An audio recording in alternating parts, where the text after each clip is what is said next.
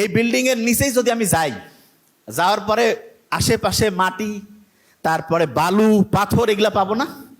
পাবো। কিন্তু কাউকে যদি বলি যে ভাই ঠিক আছে বিল্ডিং এর নিচে নামলেই তুমি হচ্ছে যে ডায়মন্ড পাবা, গোল্ড পাবা, কেউ কি বিশ্বাস করবে? বিশ্বাস করবে না। কেন? সবচেয়ে দামি জিনিস কি বাইরেই থাকে নাকি ভিতরে থাকে? তাহলে যেটা যত দামি সেটা তত লুকায়িত থাকে নাকি বাইরে উন্মুক্ত থাকে? লুকায়িত। তাহলে যে ছোট্ট বাচ্চারা, তোমরা তখন মেয়ে, একদম ছোট্ট মেয়ে, যারা এই যে নারী মেয়েরা, মেয়েদের আল্লাহ অনেক মর্যাদা দিয়েছে না? তাহলে মেয়েদের যে সৌন্দর্য, এটা দামি জিনিস না কম দামি? তাহলে দামি জিনিস কি বাইরে উন্মুক্ত থাকবে নাকি প্যাকেট করা থাকবে? প্যাকেট করা। Very nice. কি থাকবে? প্যাকেট করা। তাহলে ছোট্ট বাচ্চা যে যত সুন্দর, প্রত্যেকেই অসাধারণ, তার কি তত বেশি পরিমাণ ঢেকে রাখা উচিত নাকি উন্মুক্ত করা উচিত? তাহলে যে যত বেশি পর্দা করে সে তত সুন্দর না অসুন্দর? সে তত দামি নাকি কম দামি?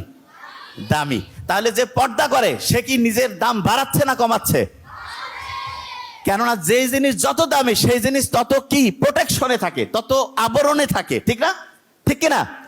আচ্ছা, প্রত্যেকের বাড়িতে সিন্দুক আছে না? সিন্দুক, সিন্দুকের মধ্যে কি কেউ হচ্ছে মার্বেল, তারপরে হচ্ছে এই যে ছোট্ট 5-10 টাকার কাপ পিরিচ রাখে নাকি স্বর্ণের টুকরা দামি জিনিস রাখে? কোনটা?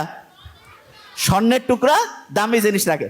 তাহলে যারা ছোট্ট মেয়ে, ছোট্ট মামনি যারা আছে, এরা আমাদের সারা জীবনের সবচেয়ে দামি জিনিস না? সবচেয়ে দামি জিনিস। তাহলে এদেরকে কি আমাদের প্রোটেকশন দিয়ে রাখা উচিত না? এদেরকে আমাদের কাভারিং করা উচিত না? এই কাভারিংটা হচ্ছে পর্দা। এই কাভারিংটা কি? তাহলে আল্লাহ যে পর্দার ব্যবস্থা করছে, এটা মেয়েদের করছে না? বেশি ছেলেদেরও পর্দা আছে, কিন্তু মেয়েদের পর্দাটা তুলনামূলক বেশি জরুরি, ছেলেদেরও আছে। তাহলে এই পর্দাটা যে আল্লাহ মেয়েদের দিয়েছে, এতে কি মেয়েদের দাম বাড়িয়েছে না কমিয়েছে? তাহলে পর্দা করলে মেয়েদের মর্যাদা বাড়ে না কমে? যত বেশি পর্দা তত বেশি মর্যাদা। বলি, যত বেশি পর্দা তত বেশি মর্যাদা, তত বেশি কি মর্যাদা।